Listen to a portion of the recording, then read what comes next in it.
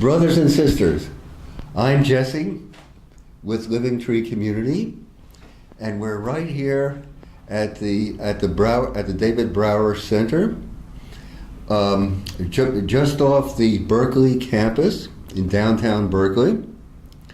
And I'm with a wonderful and very, very gifted woman, Dana Perls, with Friends of the Earth. And Dana Perls specializes in this in the area of the dangers and threats and possibilities associated with synthetic biology and GMOs. And we're here to have to share some ideas and to be talking with her.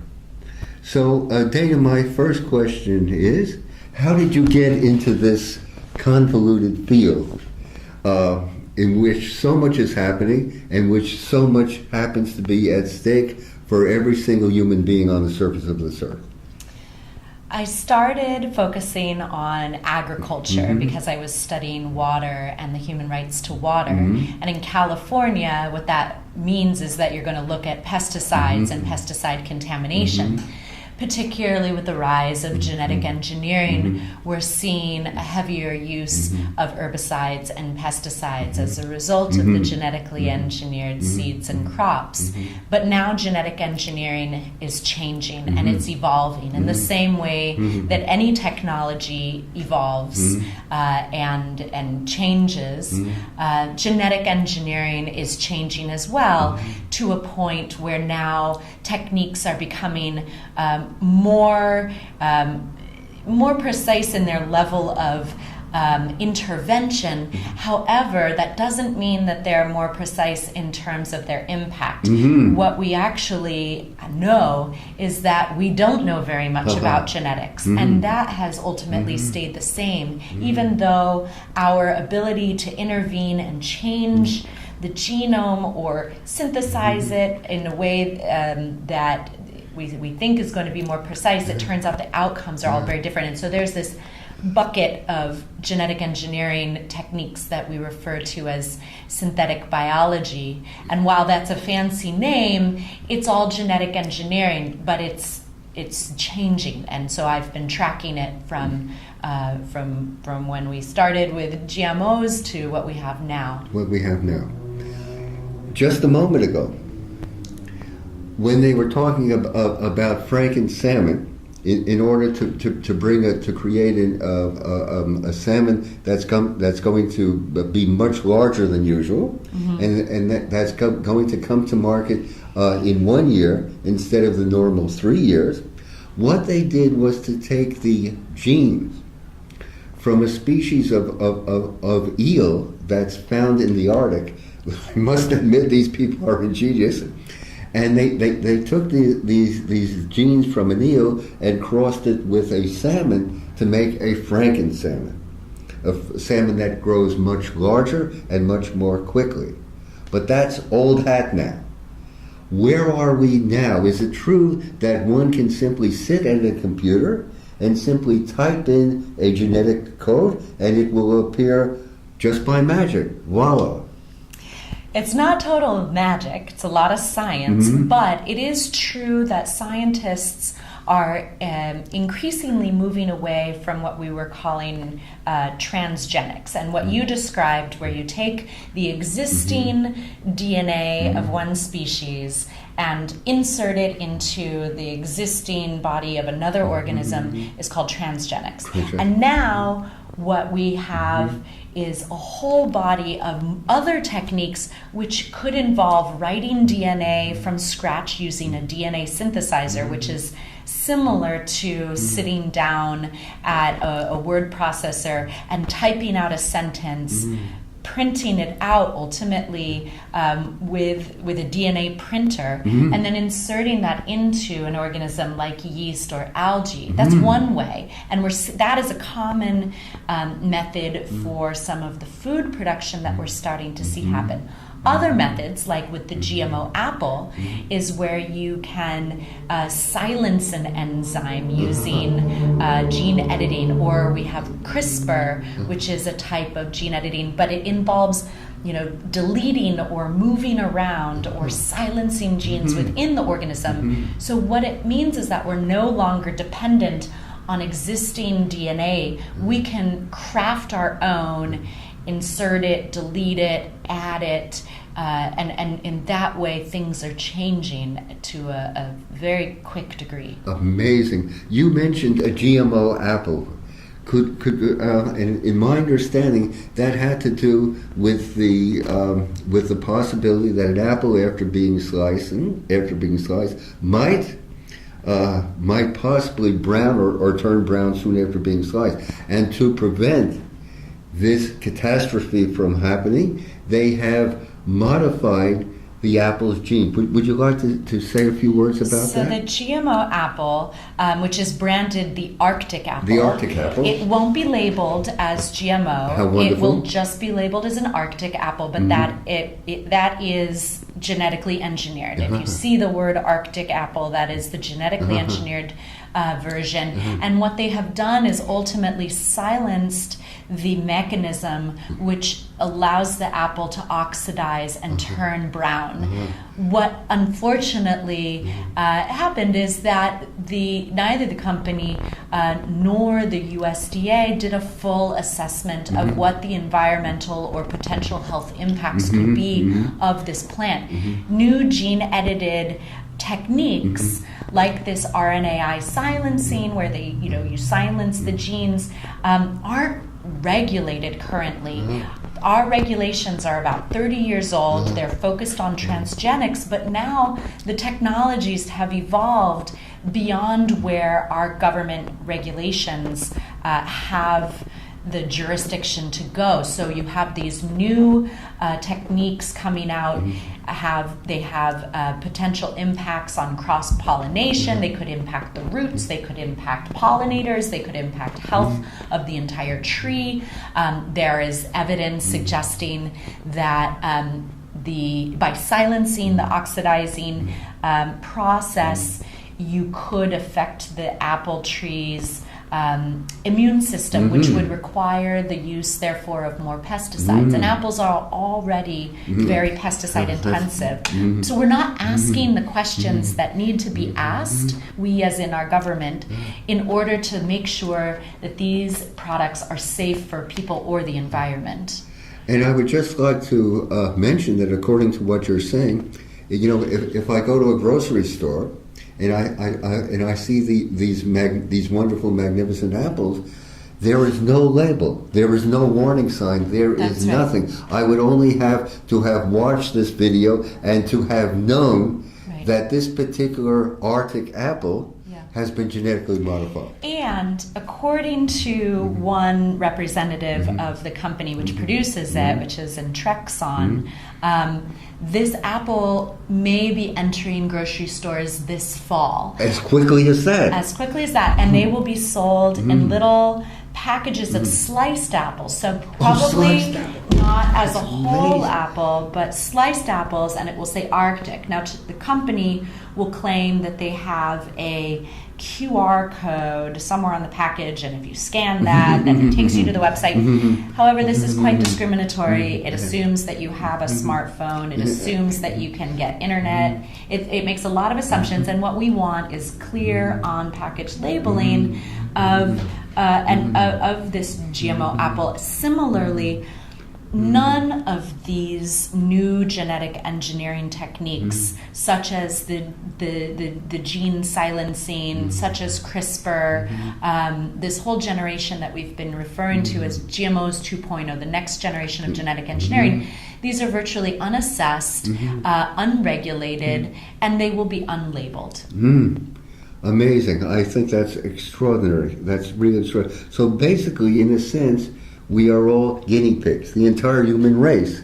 Now, that is a possibility. There are some certifications which allow people to know that that the products don't include genetically engineered ingredients, including this next generation. If it has the non-GMO verified label, the little butterfly, that excludes these new genetic engineering techniques. Same with USDA organic. So right now there are some some products, if they're labeled non-GMO, if they're labeled USDA organic, you can feel confident that those ingredients won't be in there. However, a lot of these companies, the synthetic biology companies, are marketing these new ingredients as natural or sustainable, or when it comes to the animal replacement products, clean, very vague terms that don't have much meaning anymore.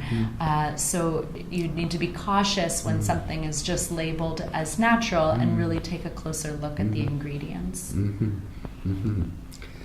Then you've also mentioned, too, that the impact of these techniques is not just confined to the food we eat, but to trees, to animals, and even to humans. Yeah, so it's important that even though in this case we're talking about food and the introduction of these new ingredients and techniques into food and agriculture, this technology is part of a much larger platform. This technology platform of genetic engineering is being applied for conservation purposes, such as genetically engineering insects or animals, plants, and as you said, even humans. So it's really an attempt by a small number of, or a growing number of companies to control nature, to control and redesign the very building blocks of nature, which is DNA. And yet, we understand very little, and evolution still continues. And so what we have is the risk of trying to privatize nature without fully understanding the environmental, health, and socioeconomic impacts of these gene editing technologies. We could very well create new classes of mutated organisms where once you edit it, it continues to evolve and we don't control evolution. It can have impacts on small farmers around the world as we attempt to engineer high-value crops like vanilla and stevia or coconut oil and shea butter, and farmers who are truly growing the plant-based ingredient could be impacted because maybe their product will be outcompeted by a lab-based company claiming to produce something that's natural when it's actually squeezed out of a genetically engineered yeast or algae. So really we are seeing there are a lot of concerns. We haven't looked at what the health impacts may be. We're not asking questions about what the environmental concerns are. But we do have a number of concerns related to contamination when you genetically engineer algae, what happens when it escapes from the lab, when you have to grow large amounts of feedstock like sugarcane or GMO corn in order to feed the yeast as if you're brewing beer. Now we have to convert large amounts of land to chemically intensive, water intensive monocrop industrial agriculture in order to feed the yeast, in order to squeeze out the vanilla and then stamp it as natural. And so there are also health concerns, as we've seen in the past. Sometimes when you genetically engineer an organism, it may produce other compounds that you didn't intend for it to produce. So we haven't gotten to a point where we can control nature, and yet we are experimenting with the very building blocks of our world. That's very deeply disturbing indeed. I read in the newspaper about schemes to eliminate mosquitoes or schemes to eliminate mice. And that seems to be, I mean, mosquitoes are everywhere, and they seem to be a genuine nuisance, and they also spread disease, so to speak. What can be wrong with that? What are the reservations or dangers? So that's an excellent question. With mosquitoes, there's a company, the same company actually, that is producing the GMO salmon, the GMO apple, the GMO mosquito, the GMO diamondback moth. They're using a type of genetic engineering to make a mosquito that would ultimately try to reduce mosquito populations. Unfortunately, there are a number of health concerns with this mosquito if it were to bite you that need to be assessed more thoroughly. There's risks of new mosquito species entering into a population. But I think what you're referring to with the mosquito and the mice is a new type of genetic engineering that's ultimately an extinction technology. And this is incredibly concerning to the point where some countries at the United Nations are talking about a moratorium. This is called a gene drive. And it's a new type of technology which has never been used before, but it's being researched. And the idea is to completely control the evolution of traits being passed through a population, and ultimately through a very careful design, scientists want to drive a lethal trait through a population so that when two organisms mate, the lethal gene is passed down through the population. So imagine that if I were to design a fly with yellow eyes, with a gene drive, within a couple populations or generations, all flies will have yellow eyes. So I have just driven a trait through an entire population and just in a couple generations. This is incredibly risky for a number of reasons. Unlike with earlier GMOs, when we talked about containing them, this isn't going to spread through the population, we're just going to contain it on this field. Now, scientists are talking about intentionally taking an extinction technology and driving it through entire populations. It is designed to spread. How are these organisms going to evolve? Are you permanently going to drive mutations that are going to continue to mutate through existing populations? What happens when you have crossbreeding? What are the implications for different ecosystems in different places around the world? There are so many questions, and yet what this would ultimately do is permanently affect a population in a way that cannot be reversed ever. Irreversible. It is irreversible. It is spreading through a population. So right now we are trying to make sure that this technology, the gene drive, is not being used. The applications range from seeds. You know, if you could design a seed so that it is permanently susceptible to your pesticide, so now all farmers have to use your pesticide, or it could be used to try to drive an organism into extinction. However, from an ecological standpoint, what's the impact on an ecosystem if you remove an entire species? If you remove mosquitoes successfully, let's say they don't mutate, they don't evolve, now what mosquitoes are going to come into its place, or what's going to happen to the animals or the organisms above and below it? What will happen with bats? What will happen to fish? What will so ecosystems are very carefully entwined in a way that we can't just remove one organism without having massive ripple effects through an ecosystem. So we really need to focus on methods and applications for farming and conservation that are in harmony with ecosystems, that are appropriate for various different regions and communities and cultures, rather than trying to find a silver bullet to resolve very complex situations. You know, we have complex problems aren't going to be resolved with one silver bullet solution, especially one that we don't understand and could cause more problems than help. Right.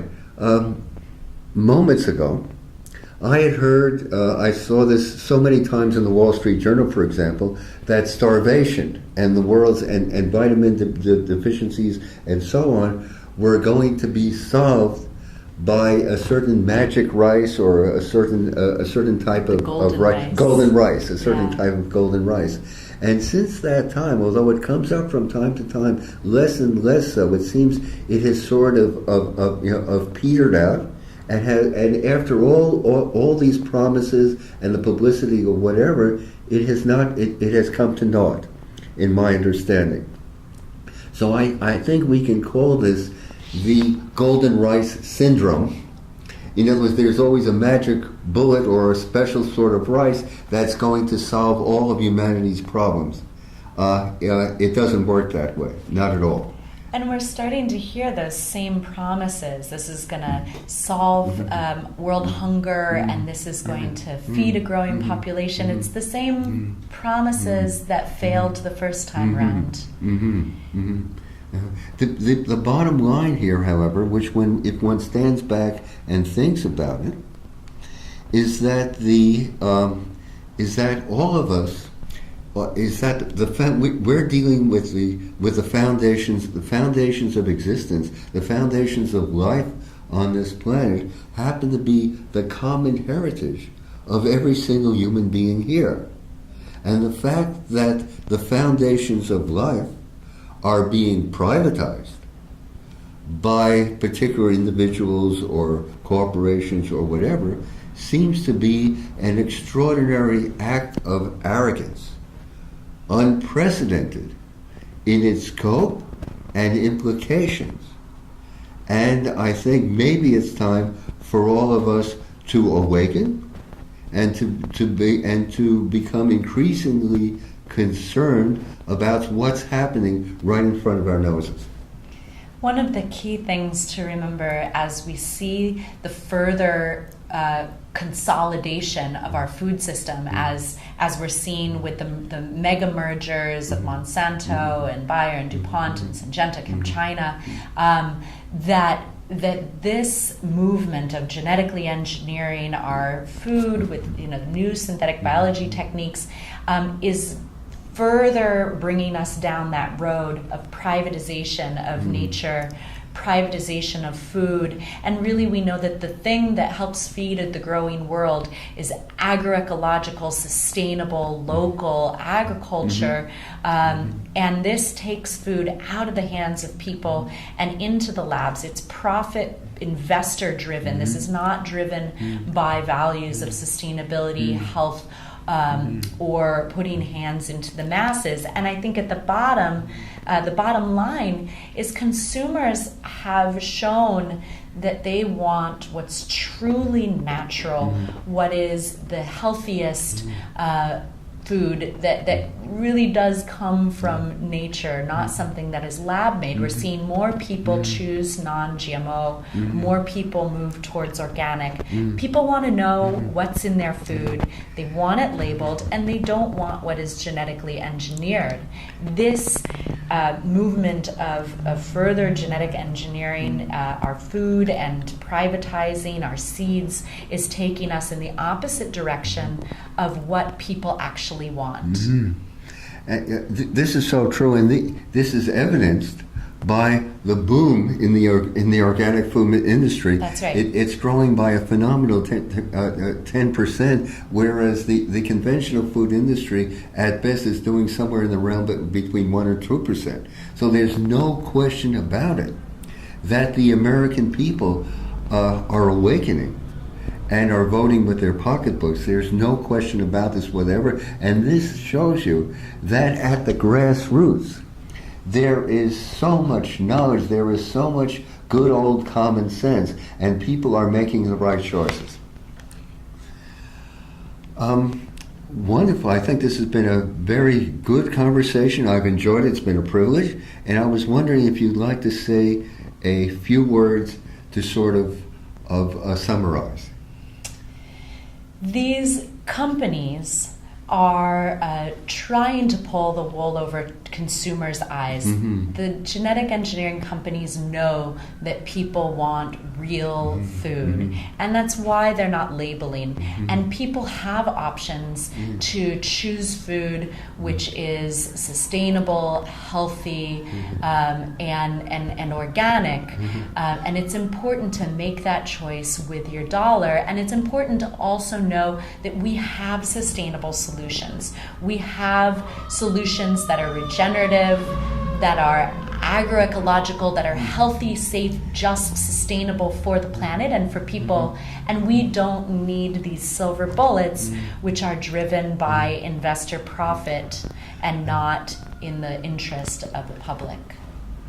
Those are beautiful words, and I want to echo your sentiments. I know in my own experience that the people of this land have come up with some magnificent alternatives, such as permaculture, such as the whole organic farming movement, the biodynamic French and Texas method of agriculture. All of these things have been developed by countless individuals working at the grassroots. So there is so much hope in this, so much hope that the American people are awakening, and more so are beginning to see the fallacies and contradictions of magic bullets, of silver bullets, and are waking up to what is real, to what is fundamental, and what is so much needed in healing this American earth. It has been a privilege and a pleasure, Dana. Thank you so very much indeed. Thank you so much.